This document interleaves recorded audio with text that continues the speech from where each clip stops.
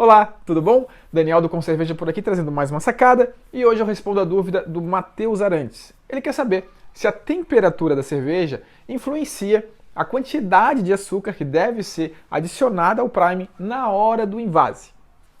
Matheus, a resposta é não. A temperatura da cerveja não vai mudar a quantidade de açúcar que você precisa adicionar. Basicamente, quando a gente está falando de adição de açúcar num prime, para uma refermentação na garrafa, para carbonatar a cerveja na garrafa, nós estamos falando o seguinte: uma determinada quantidade de açúcar que vai ser consumida pelas leveduras vai resultar num volume de CO2. E esse volume de CO2 a gente calcula, muita gente vai lá, bota 7 gramas, 8 gramas por litro como uma solução padrão, que de fato é uma carbonatação média, média alta aí. Então, dá certo para muitos estilos. Mas o certo, se você quiser fazer uma cerveja com mais qualidade, independente de fazer a refermentação na garrafa, é você ir atrás de tabelas que especifiquem o volume de CO2 indicado para cada estilo. Então, o estilo que você estiver fazendo, você vai escolher o volume de CO2 mais indicado.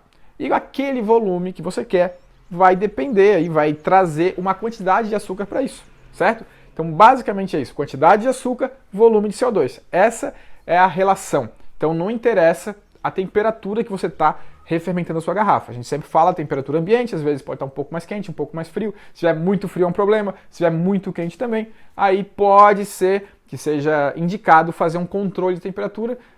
Fora isso, não é necessário. Se a sua temperatura está entre 20 e 25 graus de temperatura ambiente, não precisa se preocupar com controle de temperatura.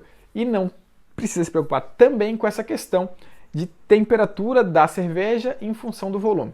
O que pode estar acontecendo, o que pode estar levando o Matheus a ter esse pensamento, é que quando a gente está falando de carbonatação forçada em barril, sim, a pressão que a gente vai introduzir na nossa cerveja para atingir determinado volume de CO2 é totalmente influenciada pela temperatura. Quanto menor a temperatura, menor a pressão que a gente precisa colocar ali dentro, certo? Então, se por acaso você estiver trabalhando com um manômetro de garrafa, como esse aqui, por exemplo, o que acontece? Ele está medindo aqui pressão. E se você colocar uma quantidade X de açúcar na sua garrafa, tampar ele com esse manômetro, vai começar a rolar uma pressão ali. O volume de CO2 que você previu, que vai ser atingido quando for consumido todos os açúcares, ele vai começar a mexer o manômetro aqui e vai começar a subir a pressão.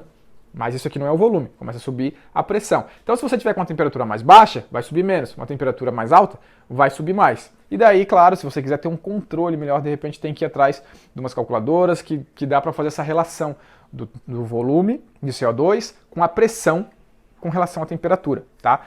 Isso seria específico se você estiver trabalhando na casa de uns 25 graus. Eu tenho quase certeza, não absoluta, tá? Mas eu tô falando aqui para vocês só uma suposição. Se quem quiser saber um pouco mais tem que estudar um pouquinho, não é tão simples assim.